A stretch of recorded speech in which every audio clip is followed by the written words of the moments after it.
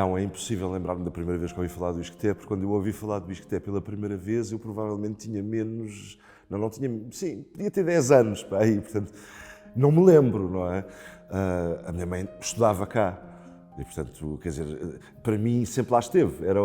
Não houve nenhum momento que fosse, ok, ouvi falar disto, se calhar um dia posso lá ir estudar.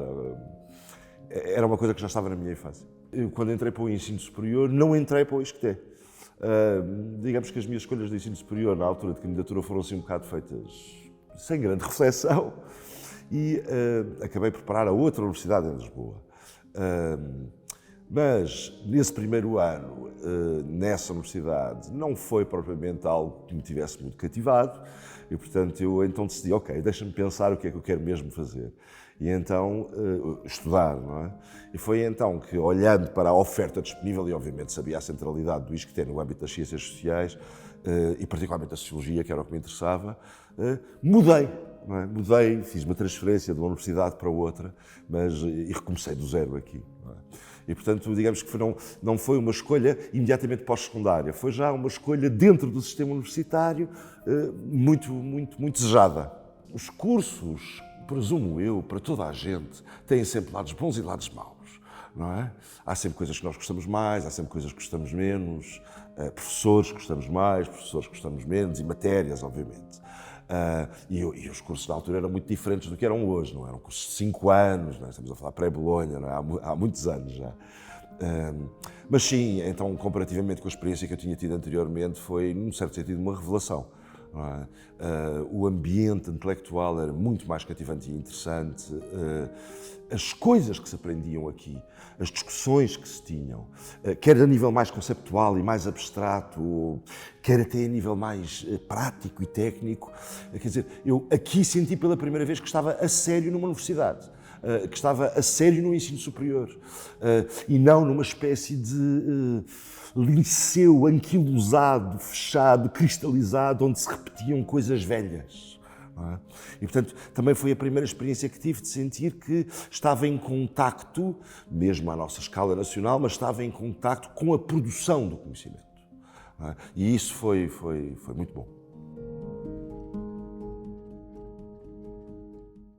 Foram interessantes coisas muito variadas, desde dimensões mais teóricas e, digamos, transversais, de discussão sobre a própria natureza das relações sociais e da organização social, mas por caminhos às vezes ínvios, porque não pode não ser óbvio à primeira, mas a grande questão para mim, e continua a ser, não é? Mas começou a ser, mesmo durante o curso, a questão da desigualdade social, da diferenciação e da desigualdade social. De certa maneira, nós dizíamos, até eu e os meus colegas de licenciatura, que isto era um curso sobre desigualdade social. Não é? É claro que na altura a desigualdade social ainda era muito entendida apenas no âmbito das classes sociais, não é? Mas tínhamos consciência que havia outras, não é? As racializadas, as de classe e tal, as de género. Pronto. Portanto, mesmo às vezes não indo diretamente por aí, porque uma pessoa pode estar às vezes outras instituições, pode estar a estudar a família, ou pode estar a estudar o sistema político, não é?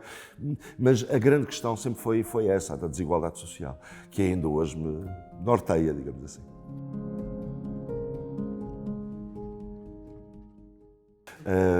Lembro-me, sim, a minha tese, bem, depois eu fiz aquela via sacra, não é, à antiga um bocado, de demorar muito tempo com tudo, não é?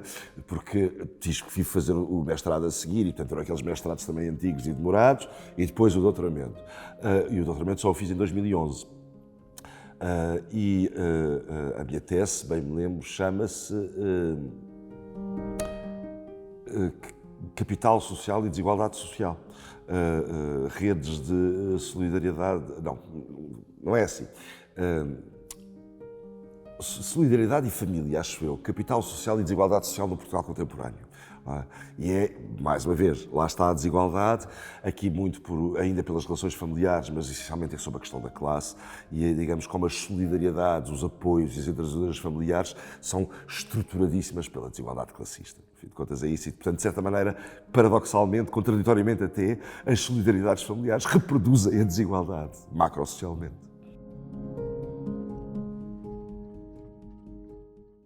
Sim, já como docente, não é? Sim, também era um esquema completamente diferente do que aquele que temos hoje, não é? Porque basicamente hoje o acesso à carreira universitária faz pós-doutoramento, não é? Na altura não era assim, na altura ainda havia aquela prevalência gigantesca dos assistentes no corpo docente. E, portanto, eu, quando saí, quando acabei o curso de 5 anos no ISCTE, depois também no último ano ter estudado em França, no âmbito do Erasmus, não é? Mas no último ano, o último ano de qualquer modo era a tese, não é? Havia uma tese de licenciatura e, portanto, parte já foi feito cá, obviamente não foi só lá fora. E eu, quando saí, arranjei emprego e tornei-me burocrata, técnico superior no Instituto de Emprego e Formação Profissional, onde tive 3 meses apenas, porque, felizmente, houve um concurso aqui para assistente estagiário, não é? E eu não tive a mínima dúvida, mesmo sendo uma situação contratual precária, não é? Como eram muitas de assistente estagiário e até de assistente, eu não tive a mínima dúvida que o que eu queria fazer. Eu, de certa maneira, decidi que o que queria ser era eternamente um estudante. E, portanto, decidi que a melhor maneira de ser estudante era ser professor. E, portanto, despedi-me imediatamente do Instituto de Emprego e Formação Profissional e entrei para aqui, felizmente, e ainda cá estou. Isto já foi em 96, não é? Portanto, já são umas décadas, apesar de tudo. O que eu gosto mesmo é de dar aulas e do contacto com os alunos, particularmente quando os alunos, obviamente, quando os olhos deles brilham e quando reagem e quando os levamos a pensar numa coisa que nunca pensaram antes, não é? E entram até em diálogo connosco. Isso é a parte mais interessante. A parte pior, obviamente, é avaliar.